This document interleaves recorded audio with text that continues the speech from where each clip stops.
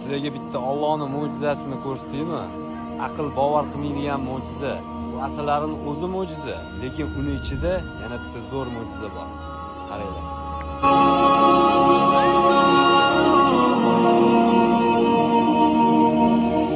Ya Rab benim kalbimi dindir, kalpte yani dilde bilmiş, kalbimde sen ey güzel Allah, Subhanallah, elhamdülillah.